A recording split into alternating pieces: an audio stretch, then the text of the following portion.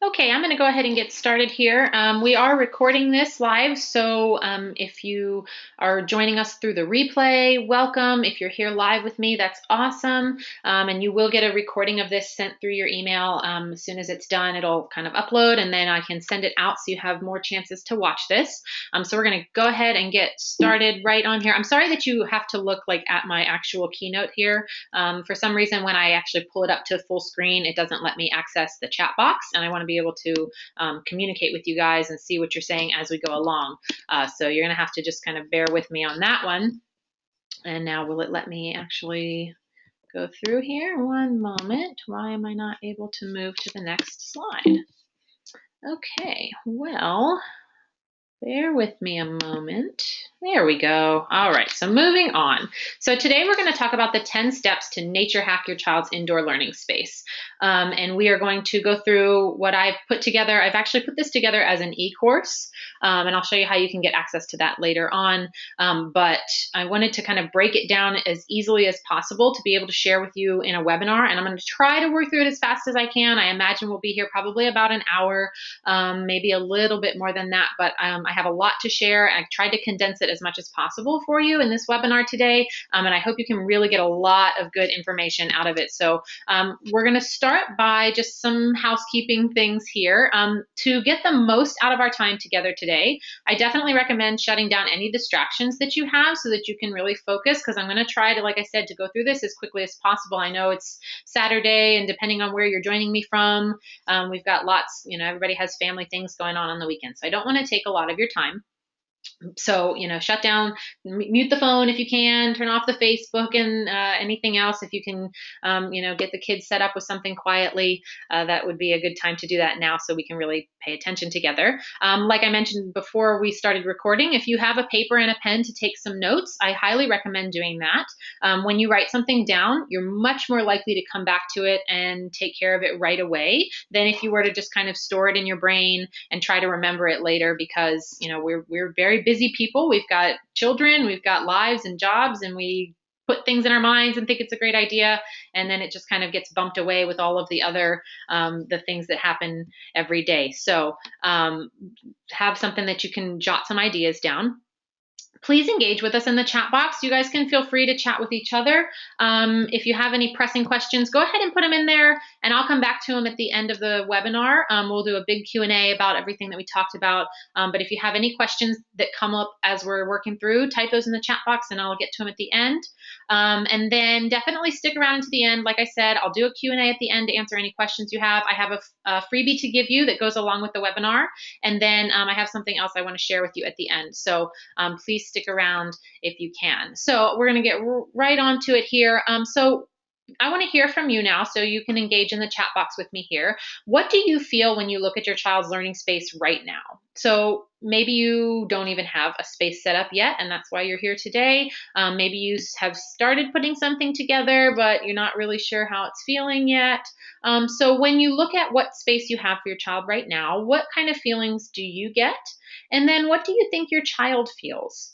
And when I've taught this course before, a lot of people say that they hadn't ever thought about the way that their child feels in the space, which is interesting because, as parents, we tend to set up, and even as teachers, we tend to set up a space in a way that looks pleasing to us, maybe is very colorful and bright, and we don't necessarily think about our individual children and how they might experience the space from their perspective. So that's something that I like you to start up with there. And then what elements of nature do you currently see in your space? So, today's webinar topic is nature hacking, or bringing nature into your indoor learning space. And I just am kind of curious where we're starting from. What's our starting point?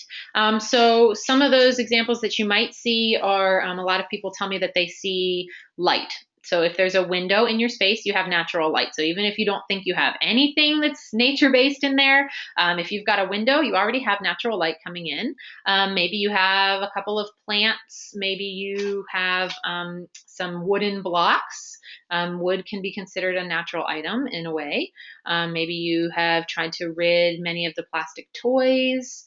So is nature readily available for your child to interact with in their space? And then the last question is, would you like to learn 10 easy steps to nature hack your child's learning space? And obviously you do. That's why you're here today. So we're going to keep moving on there. So 3 reasons this webinar might be for you. And you should fit into one of these categories here. Number 1, you live in a climate where there are many days when you can't go outside. So you want to be able to bring nature indoors. So for me, I live in the Pacific Northwest, and most of the year it's beautiful outside. That's the main reason that we moved here this summer, is because we're very outdoorsy and we like being outside, and our kids like being outside, but we can't always be outside. It's rainy a lot of the year. We moved here from Pennsylvania where it was snowy for a couple months of the year.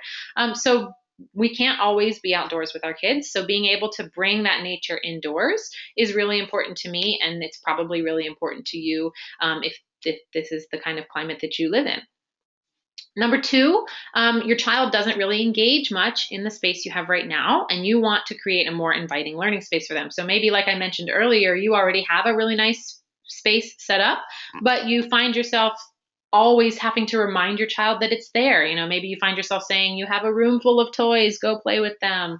Or, don't you have something to do? Or you feel like you're constantly battling with your child to enjoy the space that you put together for them.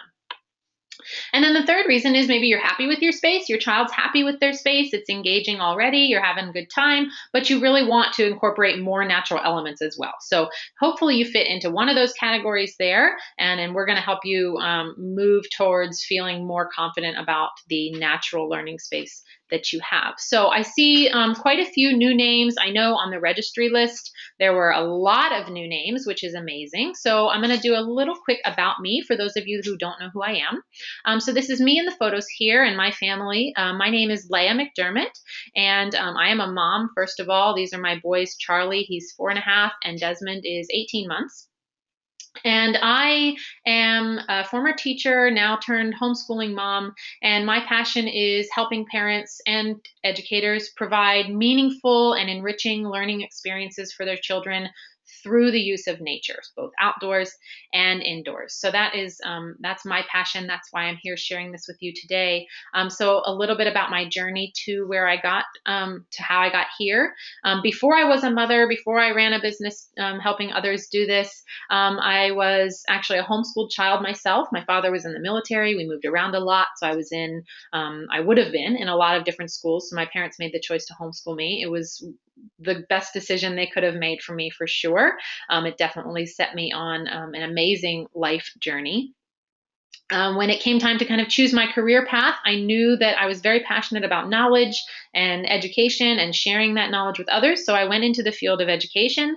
I got my bachelor's degree. I got 2 master's degrees in education, dual certifications as an elementary teacher and as a reading specialist.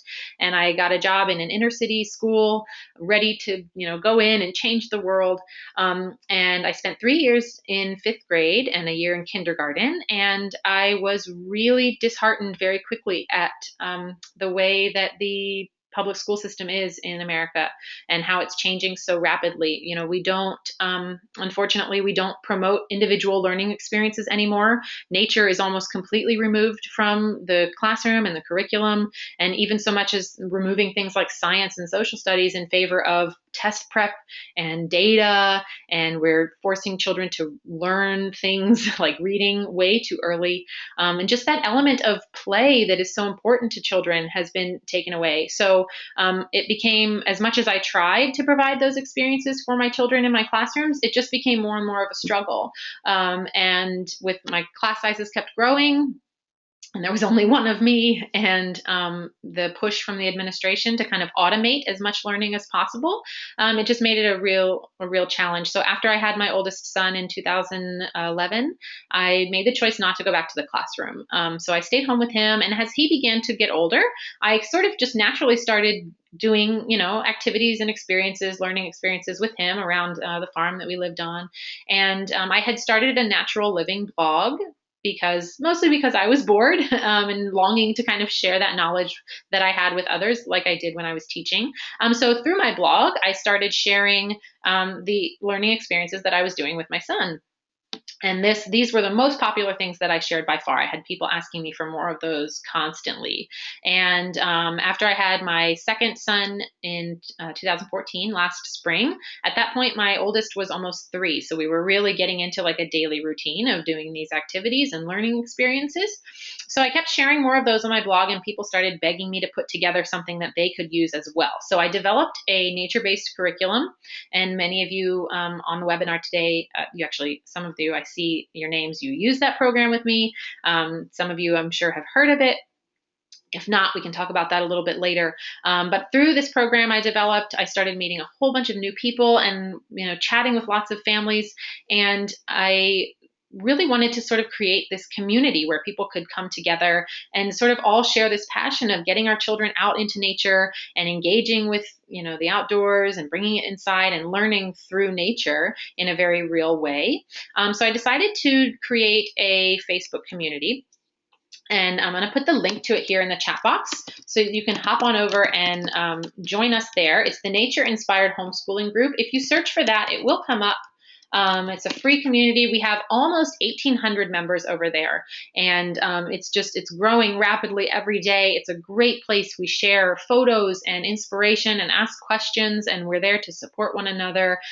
We have parents, we have grandparents, moms and dads, siblings, aunts and uncles. Lots of educators even are coming in and joining the group. So it's a really fantastic place. So please come and join us over there. And that's kind of where I got the inspiration to continue with my journey with helping parents, create nature-based experiences. I found that there really was a push for people to do this. I wasn't the only one. My blog followers weren't the only one. There's lots of people that want to create these real, meaningful experiences with their children, especially their young children. So that's kind of, through where I got a lot of this inspiration was through this Facebook group and this community of great people. And it was through that also that I started to notice a lot of the same questions coming up from people asking, how do I bring nature indoors? What do I do when it's raining outside or it's too cold to go out? And lots of other questions. And so I kind of compiled all of those questions and put together answers. Basically, I put together answers for them. I've been doing some webinars and I put together some courses, and that's kind of where we are today. That's how we got here. And today we're going to be talking about the most popular thing that I get requested, which is how can I have my children experience nature even when they're not able to go outside? How can I bring that indoors? So that is why we are here. Please come and join our Facebook group, and we're going to get right on into things for today. So why do you want to nature hack your space? So there are innumerable research studies being done on the benefits of nature, both for children and adults as well. But connecting with nature helps your child develop socially, intellectually, emotionally, spiritually, and physically. It's really, there's studies shown that children who engage with green plants and just greenery and get fresh air and get out into the sunshine every day, they develop, cross-modally is what they call it. But basically all of the systems that your child is developing will be benefited by engaging with nature. And of course, it's great to go outside, but like I said, we can't always do that. So being able to bring a lot of those natural elements to the indoors for your child to really get to engage with in a meaningful way every day is something that is so incredible to be able to do. So that's what I want to help you with today. And we're going to go right through the 10 steps. So I don't want to take up too much time, like I said. So if you have that pen and paper, you can jot these down. At the end, I'm going to give you a freebie that's like a way to help you kind of map this out for action steps. But for now, we're just going to breeze right through the steps. So the first step would be your why. So I really believe, I have, like I mentioned, I have lots of training courses that I've put out there, and every single one of them starts with the same way. We start with our purpose. And I believe that if you don't have a purpose for what you're about to set out to do, especially if it's something involving your children and their education, and the way that they interact with the world, then it's not really going to be as meaningful to everybody as than it would be if you started with a reason. So we're going to start by determining why you're here. Why did you join today? Why did you click to request this webinar replay? What is it about your learning space that you want your child to experience? And I don't mean here what do you want them to do in the space or necessarily what you want the space to look like itself. So kind of I'm going to challenge you to take away that Pinterest filter, if you will. So don't think about what the space looks like, but try to think about it from what your child's going to experience. So what do you want them to feel or to hear and touch, to smell, to wonder, to think, to imagine? What do you want them to experience in their learning space every day? And that can really help you to set that purpose and that goal for what you want your outcome to be at the end. And because I think it might help you, I'm going to share with you what my why is. And this is the one that I share in the course that I teach. So my why is, and I'm just going to read this right to you here. You can follow along with me. My purpose for creating an engaging indoor learning space is, of course, for my children, Charlie and Desmond. I know that when they spend time in and learn with nature, they are getting an immense amount of benefits in every area of their lives. So I want to be able to create a space indoors for them to be able to have that experience even when they aren't able to be outdoors. I want my learning space to be a place where my children can go and feel inspired to create, explore, and imagine. It is comfortable, it is clean, there is a lot of natural light and green living things, making it feel like they are almost outdoors. They can touch and feel and smell elements of nature all around them as it is seamlessly mixed in with the man made elements of the room. It is a space that makes them feel safe to be silly, conscious, and uniquely themselves. So, hopefully, you have something similar to that. I want you to, you might want to draw on your memories of childhood, what it was like for you when you were a child to engage in nature. And this is a whole nother topic on its own, but a lot of times in my communication with families or in parents, I find that they will put these sort of preconceived notions about nature onto their children. So maybe they weren't encouraged to go outside and play a lot when they were children. Maybe they have some fears of nature and of the unknown. And they might say to me, my child doesn't like getting dirty. My child doesn't enjoy going outside. My child's terrified of bugs.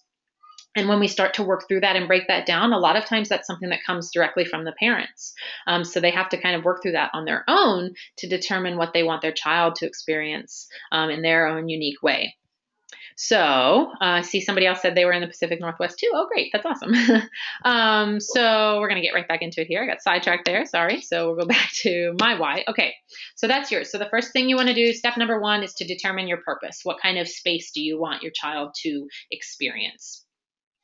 Step 2 is natural light. So like we said at the beginning, if there's one thing that's already in your space, hopefully it's a window and you have natural light already coming in. So the best thing about natural light is that research has shown that it literally makes people happier. So there are studies showing that people who get outside and get exposed to more natural light versus like fluorescent lighting or that are stuck inside all day, they actually are happier people. They have an overall happier feeling. They have more positive interactions with peers and strangers. So people who have, been able to get outside or sit near a window where there isn't a lot of false lighting and they have that exposure to the natural light, they more positively interact with other people. They have higher academic achievement in children.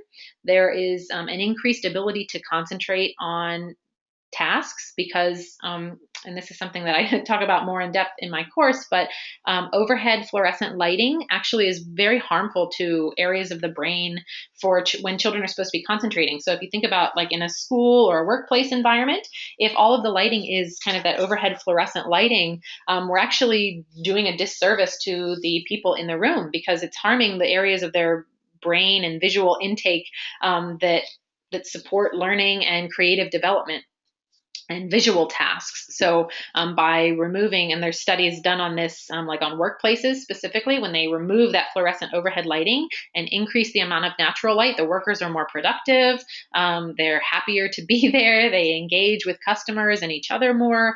So this is one thing that's really pretty easy to do, no matter what your space looks like. And I'll give you some tricks here, but it's definitely something that you need to look at first. And that's why it's step 2. So it's really step 1 because the step 1 is your purpose. So as far as action steps, this is the first one that you'll take, and it's the easiest one to do, and that's increasing the natural light. So some ways to do that specifically are open up the windows, first of all. So if you have dark curtains covering them or blinds or shutters, get rid of those or open them all the time and really let that natural light pour in as much as you already can with the space that you're given.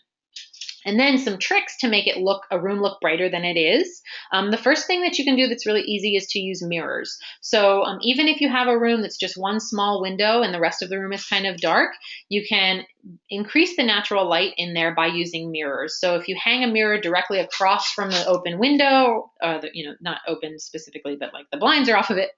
If you hang that mirror across from there, you're going to bounce that natural light around the room. I definitely recommend hanging those like down at your child's level, so that they get the direct interactions with that light. You can put mirrors on tables, right behind tables, down against on the floor by a building space. You can prop that mirror up against the wall to allow your child to have some natural light reflected onto the space where they're working. So there's lots of unique ways that you can use mirrors to reflect the natural light. Excuse me. Sheer window treatment. So if you don't feel comfortable just removing curtains altogether, try to find ones that are light in color and light in like texture and weight, so that they allow the light to still move through even if they're on there. If you're in an area where you have an opportunity to paint and you can lighten up the walls as much as possible, having the lighter walls and ceilings and floors will obviously create a more natural and light feeling in the room and space. If you can't paint your floors, of course, one thing you can do is get a light colored area rug and just kind of plop that down in the middle of the space, and you'll be amazed at how much that would brighten up the area. Strategic furniture placement. So one of the things I recommend in my course with that is to kind of watch a room throughout the day. So whatever room you're going to be using for your natural or for your learning space, just sort of take note of it every couple of hours throughout the day and watch how the light moves. And then move your furniture in the room or your child's objects in the room to kind of make the most of that natural light. So you wouldn't want to take up all of the space in a room where the light hits by just putting like a shelf there or a storage bin or something. So, wherever your child's going to be doing a lot of their hands-on work, so like a table or an art center or a building space, that's where you want to utilize the natural light that pours in the room. So try to strategically move your furniture around to make the most of that natural light. And then intentional lighting, and that's kind of talking about, getting rid of those fluorescent lights and putting in, lamps if you must use another source of lighting other than just the light. Using lamps, putting them down at your child's eye level, using twinkle lights like Christmas lights are really great because they add a soft feel. That's one that I really like to do. Maybe hide them behind sheer curtains so that it kind of distributes the light a little bit. So those are just some ideas there for increasing natural light, but that's one of the first things you want to do.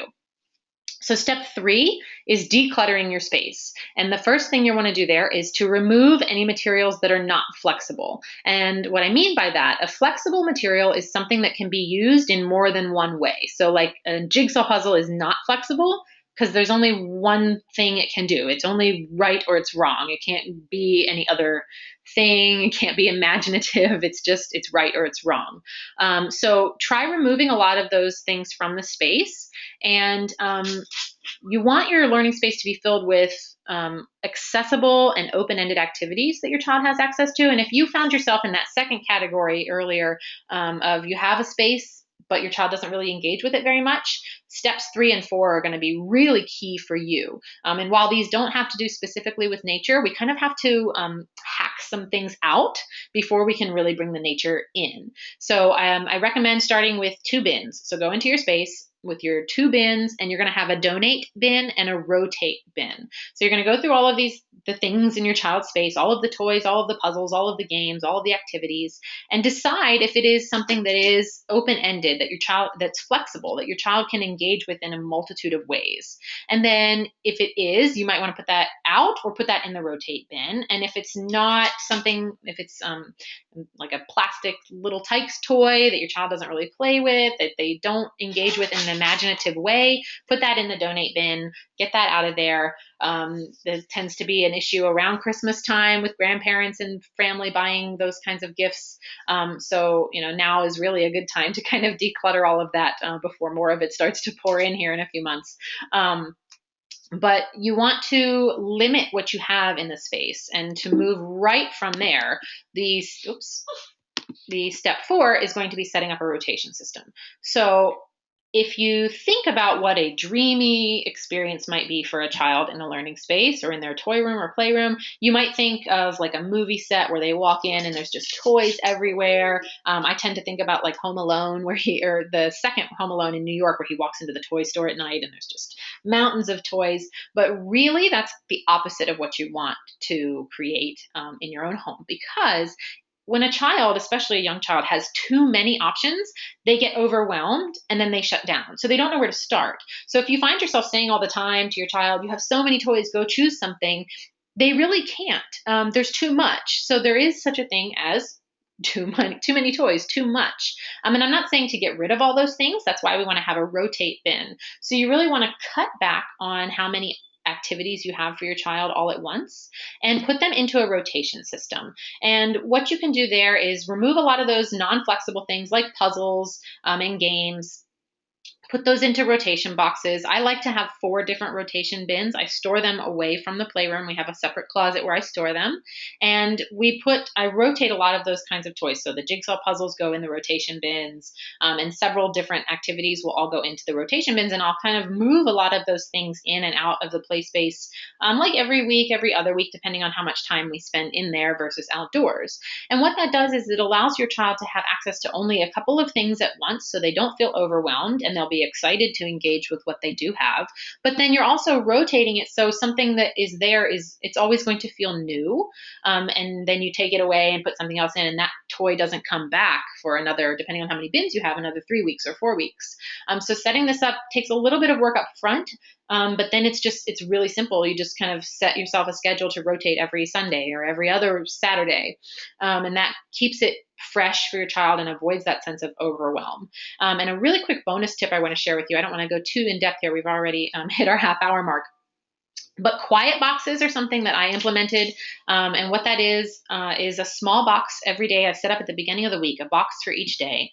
And I put in each of those boxes calm activities. So quiet books, sensory bottles, like lacing cards, easy crafts, things that my child can do independently. And this was really great once my oldest son gave up his nap. Because then he needed that time to kind of calm down every day, but he wasn't going to sleep. So I have these quiet boxes now where I'll give him this quiet box every day, and it's something different. It's an activity that he can kind of sit calmly with. Sometimes he even falls asleep, but for the most part, he can just sit there for 45 minutes or so, or an hour, and engage with these activities, and I can have some time to do mom things, but he's still getting that calm, quiet time every day. So that's something that kind of goes along with the toy rotation system there, that I definitely recommend doing. So once you have the space kind of decluttered and taken away a lot of that overwhelm, you can move on to step 5, which is putting up a nature table. And if you signed up through the webinar today, if you read through the page that I have for it to sign up, you saw that I'm going to share with you the number 1 thing that you can do to bring nature into your space. And this is it. It is on step 5, but it is the nature table. So if you only take away one thing today, let it be this. So designate a table, a small table, or a place in your learning space for your child to have a nature table. Now, if you're short on space and your learning space might sort of mix in with the family space, you can even use a tray. I know some families use like a rolling cart that they can kind of put away and out of sight. But have a space that is down at your child's level that is for them to investigate their chosen elements of nature. So what I also recommend doing is having a specific little bag or a bucket or a basket that your child can carry with them when they're outdoors, so that they can gather things that mean something to them. So like right now, for example, my son he's really obsessed with learning about trees. He wants to learn everything he can about trees. So when we're outdoors doing anything, we might just be out in the backyard, we might be outside riding bikes, we might be walking through the woods, whatever we're doing, he is gathering leaves all the time because they interest him. He's excited about the colors. It's fall, all the colors are changing. So he's gathering all these different leaves. So he has a bag that I made for him that he carries around, and he can fill that bag every time we're outside. And then to kind of extend that learning, since he was interested in it outside, I like to bring that back inside then. So it extends that engagement with nature, and he has it there for him inside on his nature table. So he can bring those inside, he can store them there. And also at the table, I have activities for him to, or objects that he can use to further investigate what he brings. So I have like magnifying glasses, a mortar and pestle, some scissors, and um, just paper and pencils so he can draw what he sees or trace. So just lots of different ways that he can investigate the nature. And that's just the one thing that I really, really, really recommend doing is setting up a nature table. And you can definitely like Google or Pinterest search some ways that people did that. But really, you want this to be something that your child has control over. The only thing I recommend doing as an adult is going back through every now and then and maybe removing, children aren't as good about getting rid of things that they don't need anymore. So every now and then I go back to his table and I might take away some of the objects that he's already, crushed up or isn't used. I know that he's not using anymore. And I'll kind of take those away to make space for him to continually bring new things in. And I did have to set up some boundaries with my son. We had to, no living creatures could be at the nature table unless we talked about it first. So you might have to, set some rules like that if your child is like mine and brings in snails as frequently as he brings in leaves. But moving on. So, step 6 is incorporating plant life. And this is a fantastic way to get a lot of those benefits. Like I mentioned at the very beginning, so many of the benefits of nature have to do with the engaging of green plant life. So when you bring plants inside, they're cleaning the air, so you're already making the space better just by having the plants inside because they're automatically cleaning the air in your house. You get those green benefits, and they really make a space feel more natural right away just by having those plants in there. And they're great space fillers. So after you've decluttered and you've taken out a lot of those unnecessary objects and you've rotated the system, at first your space might seem a little bit empty. Now, again, you want to that's good. You want to avoid that overwhelm, but you can fill that space then with plant life. And you really want to be able to think on all different levels. So putting plants up high, down low, choose plants that your child can have a hand in growing that are hardy so that your child can actually touch them and play with them because you really want them to be able to interact with the plants as well. They're not just going to be pretty. And then a little bonus tip for you here. If you head back up where I mentioned my nature Facebook group, if you go in there and join, pinned at the top is a welcome gift, and it's a PDF that I put together of the top 10 best plants for children. So definitely join the Facebook group if you haven't. If you have and you didn't see that in there, because the pinned posts get hidden on a mobile device. So if you go into the Facebook group and open up that pinned post at the top, it is a link to the a welcome gift, which is the top 10 best plants for children PDF. So there's a good way for you to determine some really good plants to put into your space if you haven't done that already. So moving along again, step 7 here is using natural loose parts. And play with natural loose parts. It promotes creative thinking. There's all kinds of studies. This is, if you're familiar with the Reggio Emilia approach to learning, this is where the loose parts play kind of comes into play here.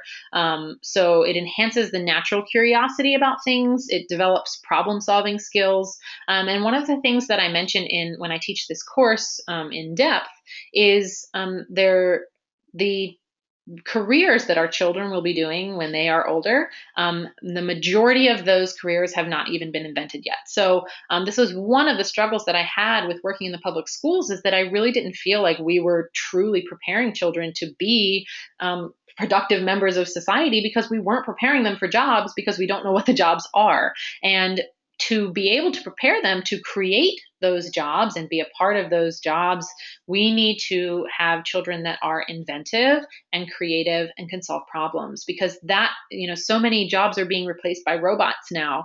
So many of the things, there's a study specifically, you might have to just Google search it. I can't think of it off the top of my head, but a huge number of our jobs that are being done now by humans in 20 years will be obsolete because we'll have technology doing them for us. So we need to be, pushing our children to create things. And the way that starts is when they're young, through play, and allowing them to use those flexible materials to create new things, to put things together that they wouldn't normally think go together, and using natural loose parts is a great way to do that. So we get them thinking inventively and creatively. They're solving problems, but they're also interacting with nature. So it's kind of the best of both worlds. So some loose parts that you can include are things like rocks, tree rounds, tree branches, twigs, bark, acorns, pine cones, seashells, leaves, twigs. I mean, basically anything that you can pick up and bring inside. Now, this is different from the nature table. At the nature table, your child is gathering what they want to bring in.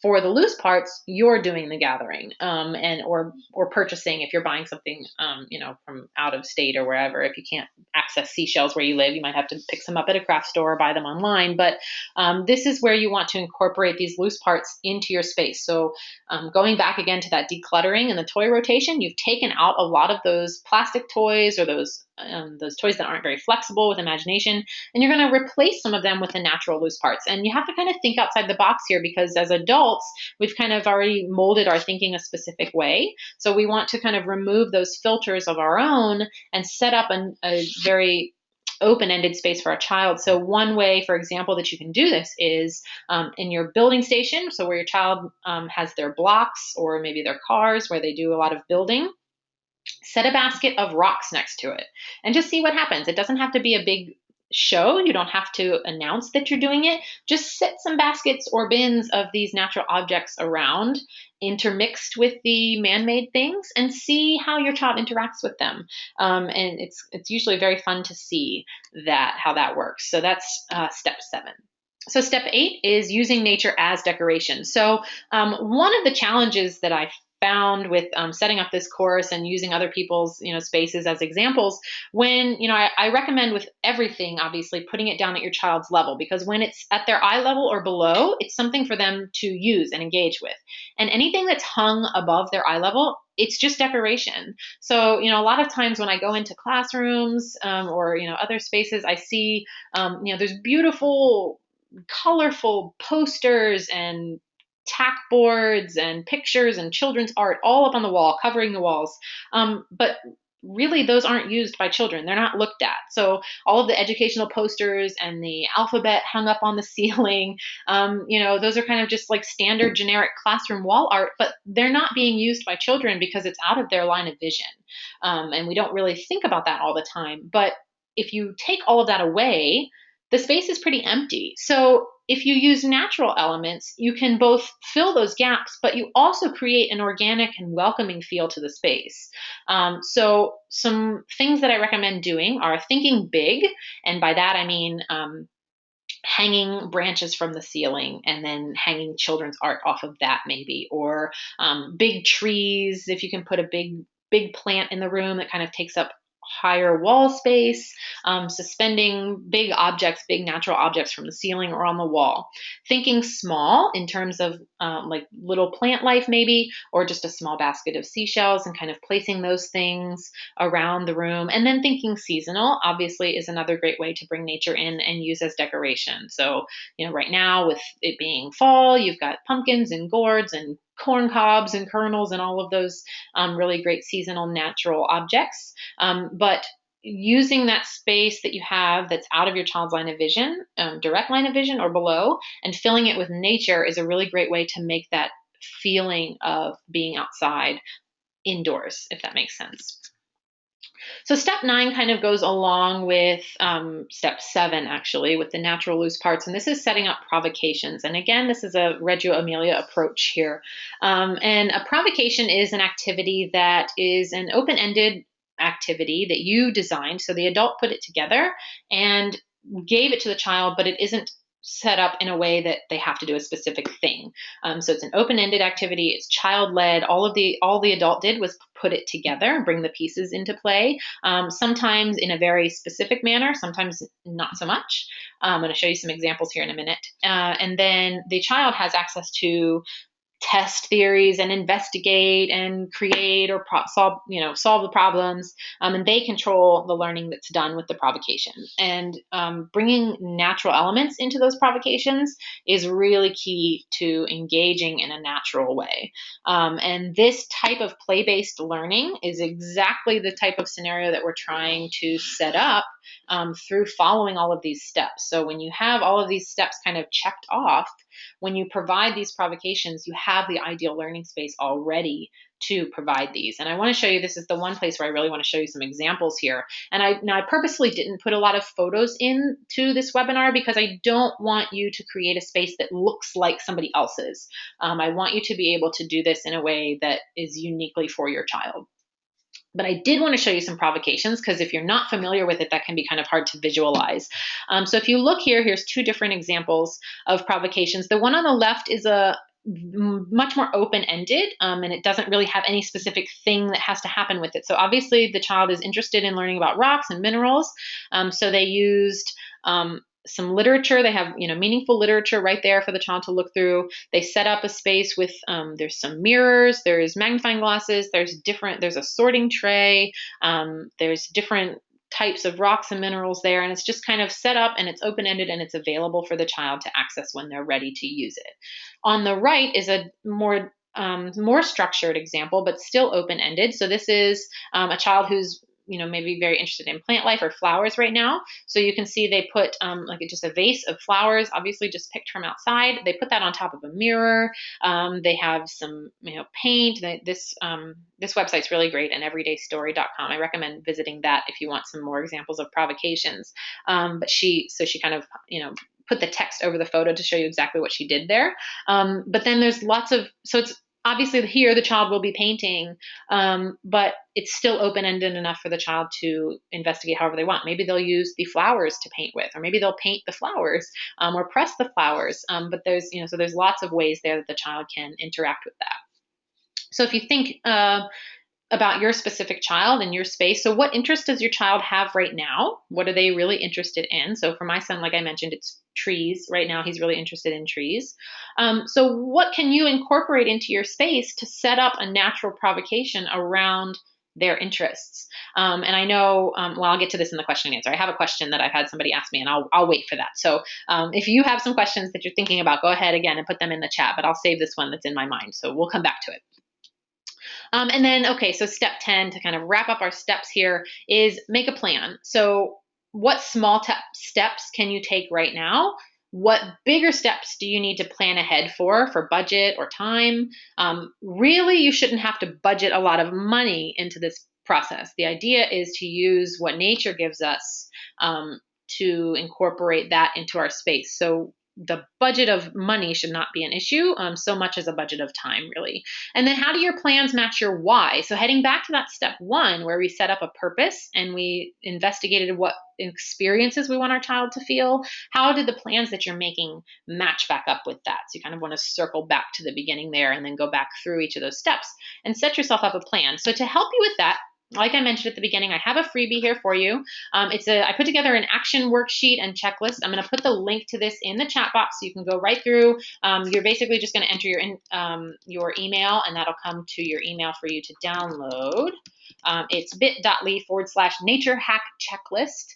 It's a 3-page document that you can print out, and it has spaces for you to take notes. You can see an example there of that first page. I identify each of the steps, give you a little blurb about it, and a space there right for you to mark off any ideas that you have about this, about the topic, or for you to write out your plans and how you can kind of change and implement that in your space. So the link to that is there in the chat box. I'm not sure if you can click on the link through the image or not. I'm guessing not, but you could try. But it's also there in the chat box for you, or you could just jot it down in your notebook so you can go back to it later. But if you go there, you enter your email, it'll come to your email for you. And you can access that checklist and download it to kind of go back through everything we went through in the webinar today. So now what I want to do here is before we get to the Q&A, I want to transition a little bit and talk to you about some of the things that I've created to go along with this. So how would you like to learn how to create hundreds of meaningful, engaging, nature-based learning experiences for your child? And then how would it feel to be part of a thriving, supportive community of over 100 other families that are doing exactly what you're doing? So, you've created this space, you go through all these steps, you create this engaging learning space, and then I have a lot of people say, well, now what? Okay, I have provocations, but what can I do now to really make sure my child's utilizing this space and, utilizing the nature that we have access to? And then, a lot of people kind of feel, especially parents who are choosing the homeschooling route, they often feel like they're going at it alone. So what I've done is kind of combined both of those big questions, and I've put together a membership access to my community. And if you've been with me, or if you've joined my webinars before or followed me in my Facebook group, you know that I've kind of had a lot of individual pieces put out there. I have the curriculum that I mentioned, you can see in the photo there. I've put out these courses. I have some ebooks. And what I really wanted to do was make everything one, because I want you to be able to interact with me in one way. So let me see here real quick. I have a question. Okay, never mind. Going back to it. I just wanted to make sure I wasn't pressing at the moment. So I'm putting together a website that is lifetime membership. The website is called Your Natural Learner. It's under development right now. It will be ready to open November 15th, hopefully sooner, but that's kind of the key that I have from my team, is November 15th for everything to be accessible. And basically what you do is everything's available right through there now. I'm no longer selling individual pieces. Everything is one membership, one price. You join and you get everything that I already have and everything that I create in the future. So you're kind of just investing in just one investment basically. So the things that I currently have available that will go into the program, and I want to walk through those with you so you see what you're getting already.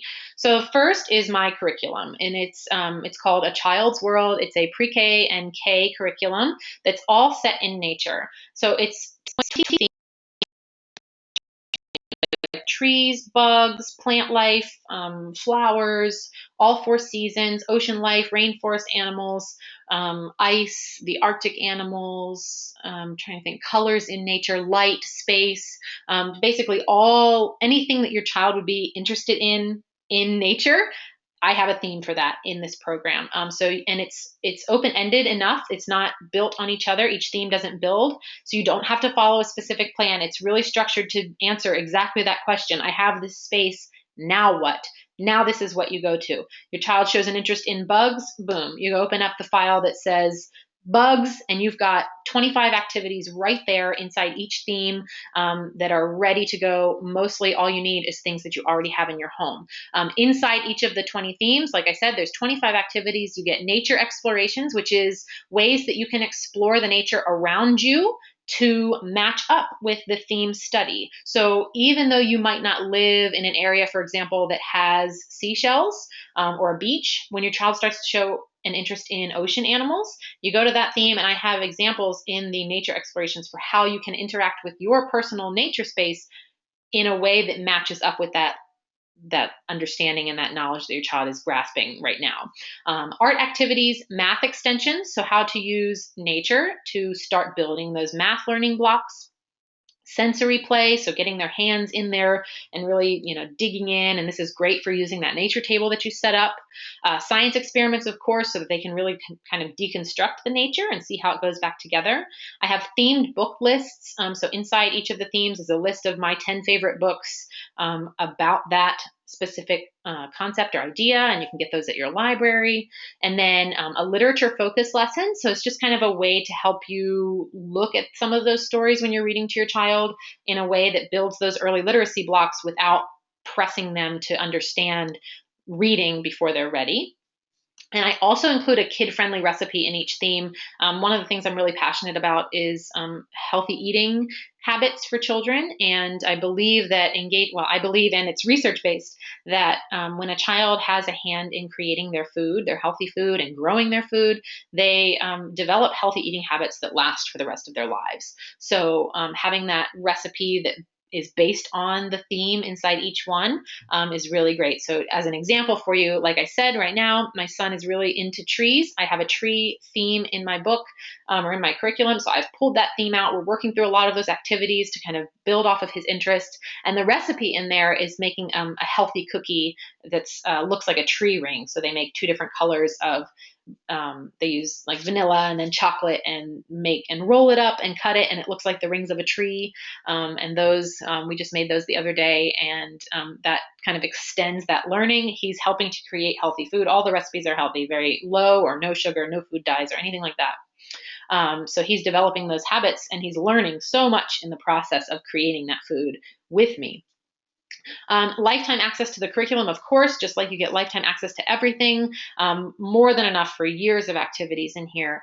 And then it's available via download. So you get a link to download or through the cloud. You'll have it on the website there where you can access it and pull it up digitally. So you don't have to print anything. And then all the files are individual. So you can open immediately the theme that you're looking for when your child shows an interest. It also comes along with an instructional guide that has more info on like setting up a learning space, making a plan, a calendar of how I kind of follow it. You get safety tips for nature and lots of other things like that, the research-based benefits of nature. Just some more. It's a 10-page info guide there that comes at the beginning of it. And this is something you'll get access to immediately. You don't have to wait for the website to be ready in November 15th. You'll get the curriculum right away. And then all that will happen is that will move to the website platform, the membership platform. So, and real quick, that the value of that is $149 just for the curriculum. You also get access to all of the ebooks, the ones that I've already created, which you can see here. What is my child's unique learning style, and how do I teach to it? So that book kind of walks you through how to develop the way your child uniquely learns, and then what types of learning philosophies you can look into as a parent and educator to teach specifically to the way that your child learns. That's a really key piece of information to have as a parent. Preschoolers Cook, which is a healthy recipe book for kids that kind of extends that individual recipe that I put inside each theme. It's 30 more recipes that you can kind of continue that experience with your child. Stuck Inside is activities to engage your child when you're stuck inside, when you can't go outside because of nature. So right now, each of those ebooks are valued at $20. Those are the ones I have available immediately. But since you get lifetime access, membership access, you also will get any future ebooks that I create as well. And then I mentioned the training courses that I've been doing. And so right now I have 4 of those available, and those are available. Those will come with the membership site, so you don't get access to these immediately. The way that they were structured was they were email courses. So I have to kind of transition them to be something that you can download all in one piece. So I'm working on that to put on the website. But you'll get each of these are valued at $30 a piece. You get the Nature Hack Your Learning Space, which is basically the webinar today, only much more information and step-by-step plans. Homeschooling 101, which is a course to help you answer questions that you have about homeschooling. Create a literacy-rich learning environment is a wonderful course that's all about bringing as much literacy-rich material into your child's environment and experience to help them develop a love of learning and a love of reading. And then using technology in meaningful and educational ways. So kind of addressing that screen time issue, talking about what the research really says, setting up boundaries and how to integrate technology in ways that are educational and meaningful for your children so that they're not just kind of like vegging in front of a screen, but they're actually using it in meaningful ways. So each of those courses are already going to be available. Those are valued at $30 a piece. And I have a whole list of courses that I'm putting together as well. Again, you get lifetime membership. So I have a plan right now to put out a new course each month. So you'll get access to each one of those. You also get the community access. So you'll have a private Facebook support group where all of the members will get to kind of hang out and chat. We're going to do monthly live virtual hangout chats. So you can kind of join in and we can chat face to face. I'm going to run the courses yearly live so that you get kind of that one-on-one experience of going through the courses like I've done with the people that have taken them already. I have monthly guest presenters set up that I'm working on right now. I already have 4 prepared for the next couple of months that are going to come in and talk to you about a variety of different topics outside of what I talk about. Right now I have somebody who's going to talk about teaching herbs to your children. I have someone who's going to talk about being a special needs parent and how utilizing a community can help get through she's basically going to share her story of parenting her child with special needs. Or 2 children with special needs, actually. And then I have a couple of other great presenters lined up already. So I have lots of great information I can share with you. There's somebody who's going to help you put together like educational goals and plans to meet those. So you get access to all of that the way that the parents or the way that the guest presenters are going to share with you. And then I forgot to put that on here, but I'm also developing a kid-friendly e-magazine. It's a nature-based e-magazine that right now is quarterly. My goal is to make it monthly, but I'm not quite there yet. I've released a test version and people are loving it so far. And the first issue of that will come out in December, and I'm really excited about that as well. So now how can you get access? So for lifetime access, it's just one thing. You buy once, you get all of it. You can join now for $129, which is one payment. So if you go back through, you can see the curriculum alone is worth $149. The ebooks are all 20 a piece. The e-courses were 30, plus the magazine that I'm putting together, which will sell separately as well. For other people, that'll be $40 a year to start. So, and you'll get access to all of that and everything that I create in the future. You can pay once for $129, or I have a payment plan set up because I know that that can be a stretch for a lot of people. So I have a payment plan set up of 3 payments at $45 that stretches that out over 3 months for you. So you get that opportunity to do that as well. Obviously, if you pay the first, just the one payment, you save a couple of dollars there as kind of like an incentive to do it that way. I'm going to put the link here in the chat box for you. It's bit.ly/yournaturallearner membership.com. I want to make sure make sure I spell that right. Your Natural Learner Membership. There you go. So if you click through there, it's going to give you a page where you can learn a lot more about what's included in the membership. Excuse me. And if you're joining in the replay, I'll have all of these links for you kind of underneath the replay since you won't be seeing the chat box. But you can click through to there and you can access that right now. This is new and the site hasn't launched yet. So once the site launches, the price of this will go up significantly because all of that will be available right away. So now is the time to join because you're getting in a little bit early with me. And I am going to be closing doors to this in November as well. I won't have open enrollment because I want to be able to kind of control what's happening in the system and the people that are in it. So you can join that now. Again, you get access to all of that. I'll go back through here with you. You get the full curriculum, which you will get immediate access to. You won't have to wait for that.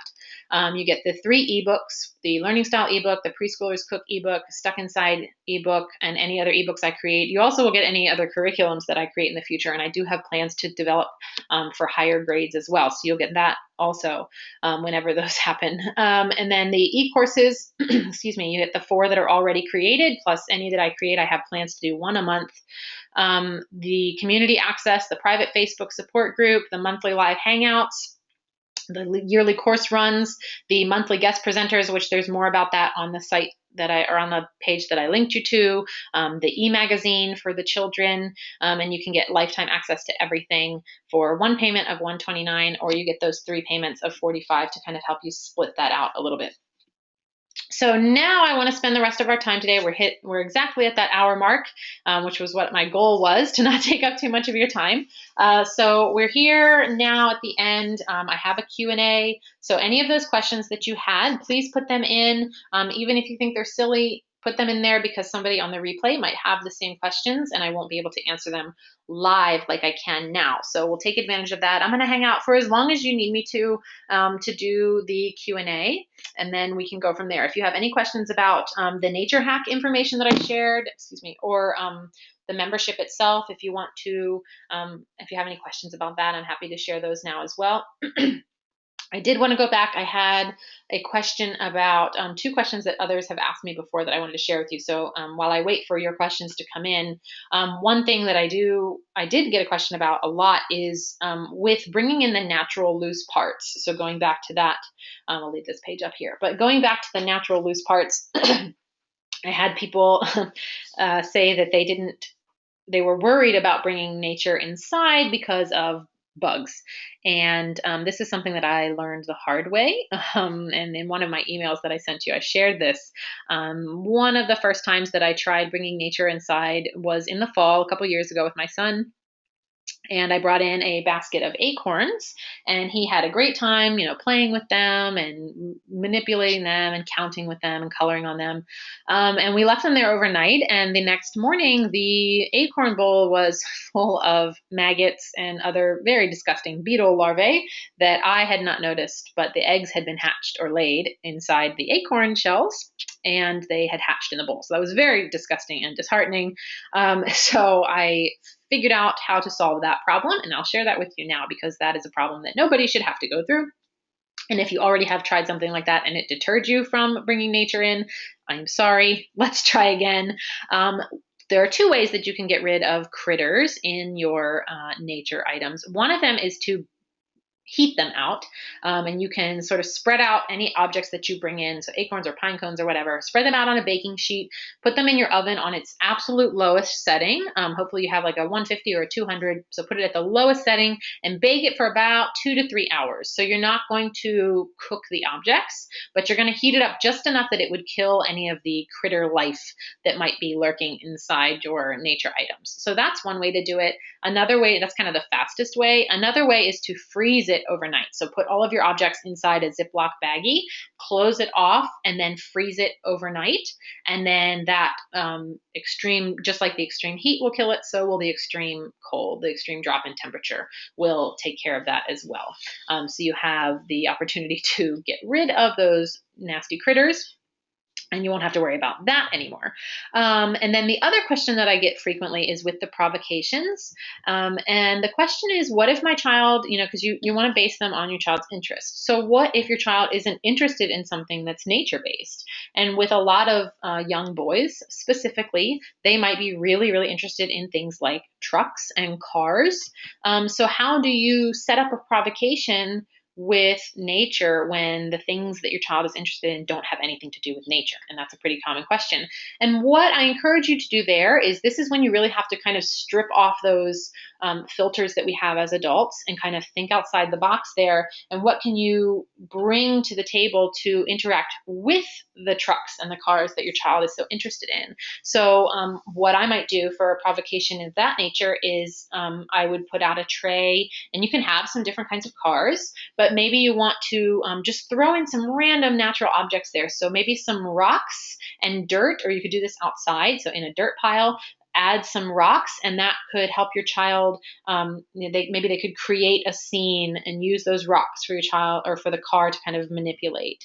Or maybe you have like objects from nature that you can crush up and make into a paint. So like flower petals or berries, crush those up and make a paint, and they can paint their cars and then set up a car wash, and your child could wash their car. So you really just kind of have to think outside the box there of how you're going to include the things that they're interested in, but also how those, I have a question here.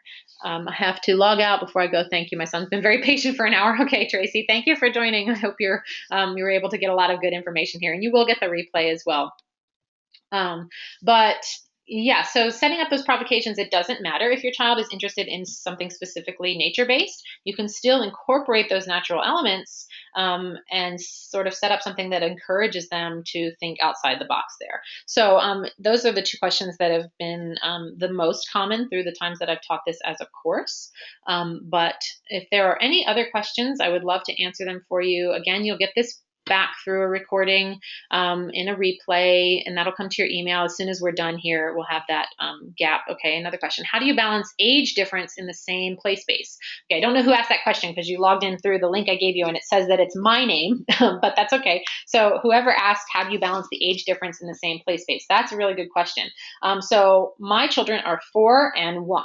So they can play together, but there is a really big difference in age there and the things that they're interested in. So the way that I recommend doing that is setting up specifically for the older child who might have more of that need for independent space, giving them a space that's uniquely theirs. So if you can separate that from the learning space, I highly recommend that. The way that we did that in our space, we took the door off of the closet that's in their learning room, and we made that kind of like a reading nook basically, and it's a private space for my oldest son, and we just kind of have trained the younger one that that's not specifically for him, and he doesn't really try to go in anymore. But in there we put like pillows and blankets and some loveys. We hung like Christmas lights from the ceiling to make it very gentle. This is also where I tend to give him his daily quiet boxes every day.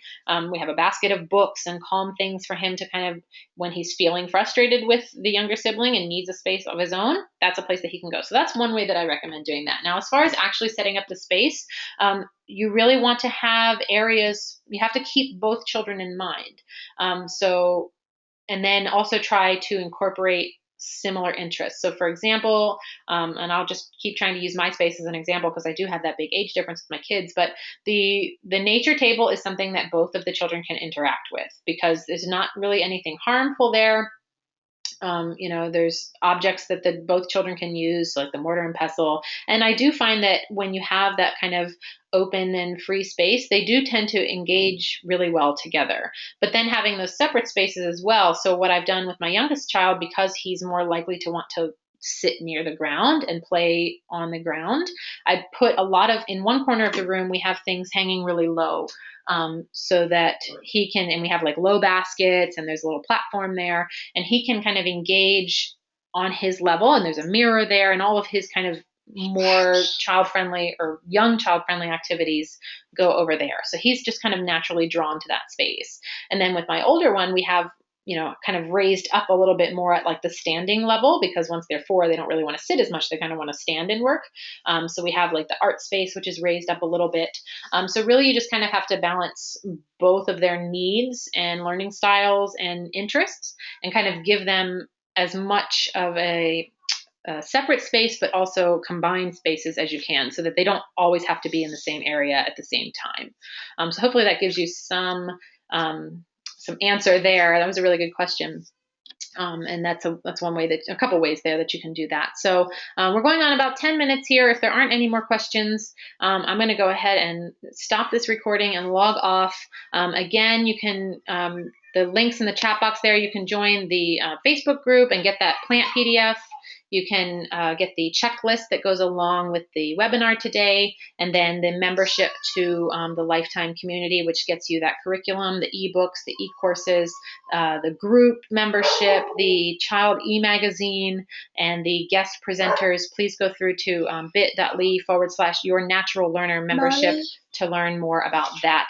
And click through there. And again, you can get that on a payment plan as well to kind of make that a little bit more wallet friendly. But if there aren't any more questions, I'm going to go ahead and end this here today. I'm going to turn off the microphone and stop the recording. I'll hang out in the chat for a few more minutes just in case something comes to you. You can also join in that Facebook there and in the Facebook community and ask me any questions you have there as well. So thank you so much for taking the time to join me today. I hope you learned some new things and can put these into practice. And I hope to see you over on the membership site soon. Thanks. Bye-bye.